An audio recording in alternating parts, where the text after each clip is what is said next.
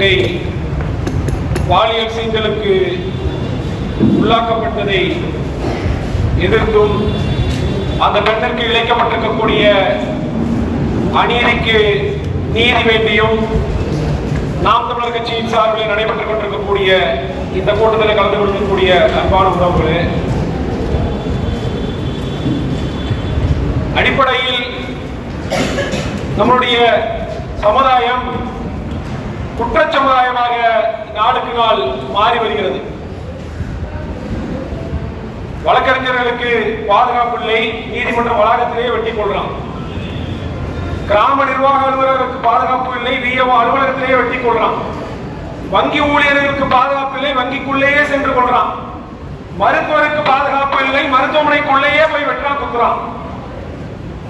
இப்படி எந்த துறை வேலை பார்க்கிற யாருக்கும் பாதுகாப்பு இல்லை என்கிற நிலைமை தொடர்ச்சியாக அதிகரித்து வருகிறது. அதனுடைய வெளிப்பாடாகத்தான் கடந்த 23ஆம் தேதி அண்ணா பல்கலைக்கழகத்திலே இரவு 8 மணிக்கு இந்த துயர சம்பவம் நம்முடைய அன்பு தங்கைக்கு நிகழ்ந்திருக்கு. இதுல குற்றம் செய்தது அந்த ஞானசேகரன் மட்டும் குற்றவாளி. ஆனால் அதை விட மன்னிக்க முடியாத, ஏற்க முடியாத குற்றம் அந்த பெண்ணினுடைய முதல் தகவல் அறிக்கையை வெளியிட்டது. எதுக்காக வெளியிட்டாங்க? இந்த பெண் கம்ப்ளைண்ட் கொடுத்துருச்சு. நீதிமன்றம் சொல்லுது 31 பக்க தீர்ப்புல தமிழ்நாடு அரசை காரி துப்பி இருக்குது. என்னன்னு, ஒரு எஃப்ஐஆர் கூட போட துப்பற்ற அரசு தான் ஸ்டாலின் அரசு என்று நீதிமன்றம் கண்டித்திருக்கிறது. உண்மையிலேயே அந்த பெண்ணை பாராட்ட 19 வயசு தனக்கு இழைக்கப்பட்ட அநீதிக்கு தயங்காமல் காவல்துறையிடம் புகார் கொடுத்தது இல்லையா? சத்தியமாக அந்த தைரியத்தை நாம் பாராட்டணும். அப்ப இதனுடைய தொடர்ச்சியாக மற்ற புகார்கள் வந்துவிடக் கூடாது என்று அந்த எஃப்ஐஆர் வெளியிட்டிருக்கிறாங்க.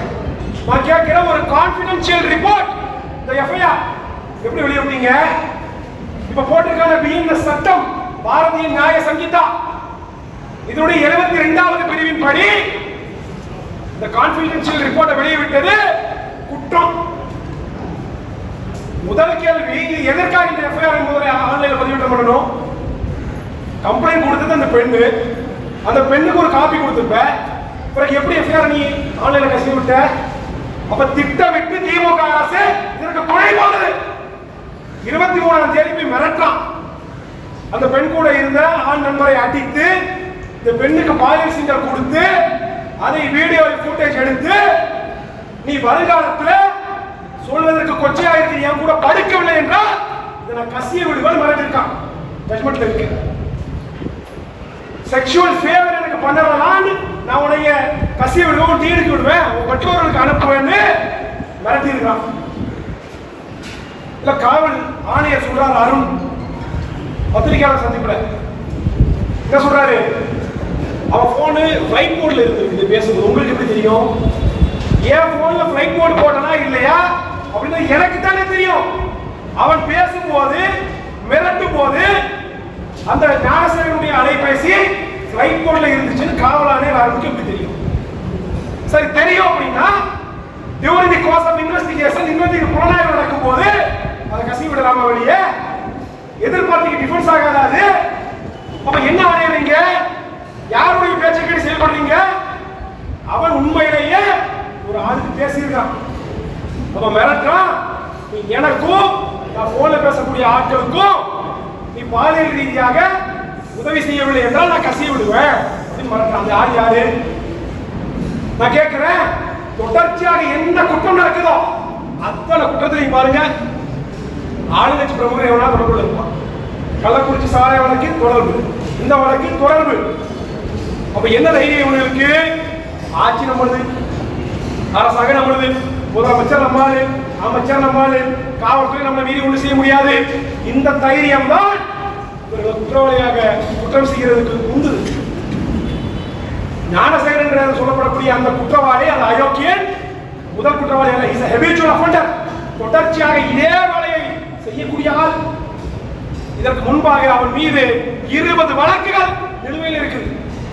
நான் கேட்கிறேன், ஒரு பல்கலைக்கழகத்துக்குள்ள எப்படி 8 மணிக்கு வெளியே உள்ள போயிட்டு வரா?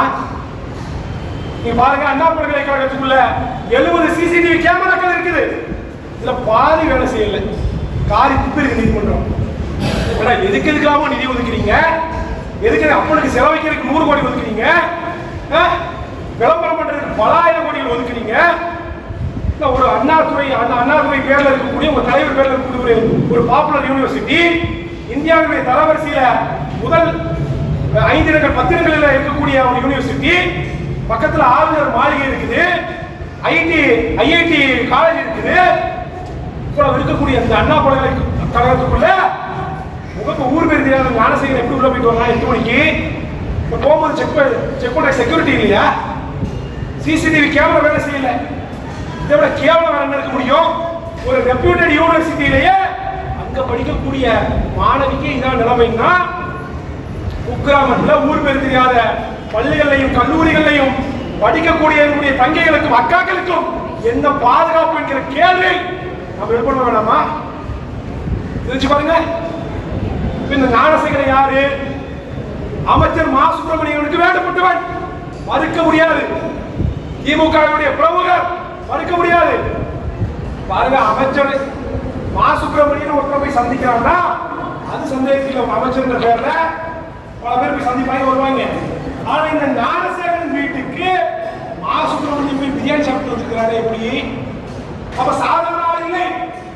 ஞானசேகரன் முதல்ல கைது பண்றாங்க வழக்குல. எப்படி விடுவிச்சாங்க? முதல் தரப்பு விசாரணையாளர் என்ன பேசியிருக்கிறான்? நான் மா சுப்பிரமணியன் வேண்டப்பட்டால் நான் யார் தெரியுமா? இப்படி நீ பேசியிருக்கிற காவல் நிலையத்தில் அவரை விடுதலை பண்ணுறாங்க. பிறகு இந்த இஷ்யூ உருவானதுக்கு பிறகாக, பேசுவதற்கு பிறகாக அவரை கைது பண்ணிருக்கிறாங்க. அப்ப ஆளுநருக்கு சப்போர்ட் இருக்குது அப்படின்னா அவன் என்ன குற்றத்தை செய்யலாமா? புரிஞ்சு பாருங்க. இதே எதிர்கட்சியாக இருந்துச்சுன்னா இவங்க வானத்துக்கு பூமிக்கு குதிச்சிருப்பேன். பொள்ளாச்சி சம்பவம் அதிமுக ஆட்சியில் நடக்கும் போது என்ன குதிச்சிங்க? அப்பனும் மகனும் ஓடோடி போனீங்க சாத்தாங்குளத்துக்கு, கஸ்டோடியல் மர்டர்னு. இப்ப நடக்கலையா? எத்தனை குற்றங்கள்! எஸ்சிஆர்பி தமிழ்நாடு அரசுடைய ஸ்டேட் கிரைம் ரெக்கார்ட் பியூரோ 2022 அறிக்கை வெளியிட்டு இருக்குது. பெண்களுக்கு எதிரான, குழந்தைகளுக்கு எதிரான குற்றங்கள் அதிகரிச்சிருக்குது. போக்சோ குற்றங்கள் 10% அதிகரிச்சிருக்குது. Dowry death 10% அதிகரிச்சிருக்குது. இப்படி பெண்களுக்கு எதிரான பாலியல் குற்றங்களும் பெண்களுடைய கண்ணியத்தை குலைக்கக்கூடிய குற்றங்களும் அதிகரிச்சிருக்கு. யார் கொடுத்திருக்கிறா? தமிழ்நாடு அரசுடைய காவல்துறை கொடுத்திருக்கு. வெக்கம் இல்லையா இது? ஸ்டாலின் என்ன வாக்குறுதி கொடுத்தாரு? சட்டம் ஒழுங்கினுடைய நேரடி கட்டுப்பாட்டில் இருக்கும். தப்பு செய்யறவர்கள் யாராக இருந்தாலும் சர்வாதிகாரியாக மாறி நடவடிக்கை எடுப்பேன். எங்க போனீங்க சர்வாதிகாரி? எங்க போனீங்க? நீங்க நடவடிக்கை எடுக்கிறதுனால கர்மாந்திரம். நாங்க போராடுற கல்வி என்ன பிரச்சனை உனக்கு? ஸ்டாலினுக்கு ஏதாவது ஒரு ஒன்னா போராடுவாங்க, ஆர்ப்பாட்டம் பண்ணுவாங்க, பேரணி போவாங்க. எங்க? வல்லூர் கோட்டத்தில் இல்ல, சென்னையினுடைய பிரதான சாலையான அண்ணா சாலையில மவுண்ட் ரோட்ல போவாங்க. அதுக்கு சிந்தாதிப்பேட்டையில இருந்து கருணாநிதி சமாதி வரைக்கும் 3 மணி நேரம் 4 மணி நேரம் பிளாக் பண்ணி காவல்துறை அனுமதி வழங்கும். அவர் கையாட்டிட்டு அப்படியே போகும்போது நடந்து போவார். எதுக்கு? அண்ணாதுரை சிலைக்கு மாலை போடுற, சமாதிக்கு மாலை போடுறதுக்கு. கருணாநிதி சமாதிக்கு மாலை போடுற இடம். கருணாநிதி சமாதிக்கும் அண்ணாதுரை சமாதிக்கும் மாலை போடுறதுக்கு அண்ணா சாலையை பயன்படுத்துறீடா. எனக்கு ஆர்ப்பாட்டம் பண்றதுக்கு வல்லூர் கோட்டை தர மாட்டேங்கிறீங்க. என்ன திமிரு இது? ஒரு விதத்துல நம்ம நன்றி சொல்லிக்கணும். நீ ஒழுங்கா என்ன ஆர்ப்பாட்டம் பண்ண விட்டு இருந்தா நான் வல்லூர் கோட்டை முடிச்சுட்டு போயிருப்போம். இன்னைக்கு தொடங்கிட்டா நாம் தமிழ் கட்சிக்காரன் தமிழ்நாடு முழுமைக்கும் 2 மணி நேரத்தில் 236 பகுதிகளையும் இந்த கேடு கட்ட பாலியல் குற்றவாளிக்கு துணை போகக்கூடிய ஸ்டாலின் ஆட்சியை கண்டித்து ஆர்ப்பாட்டம் பண்ண தொடங்கிட்டான். அந்த விதத்தில் ஸ்டாலின் நம்ம நன்றியை சொல்லிக்கணும். அப்ப இப்போ நம்ம குற்றங்கள் நடக்குது. சர்வாதிகாரியா மாறி நடவடிக்கை எடுப்ப சொன்னாங்க. ஆனா சத்தியமா சொல்றேன், சர்வாதிகாரின்ற அந்த வார்த்தைக்கு இந்த மதிப்பு மரியாதையே போயிடுச்சு.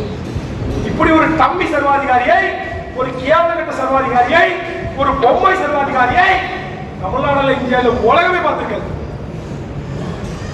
அறிவார்ந்த மக்களே, ஒரே ஒரு விடையை நான் சொல்றேன். யாரோ ஒரு பெண்ணு நம்ம கடந்து போக முடியாது.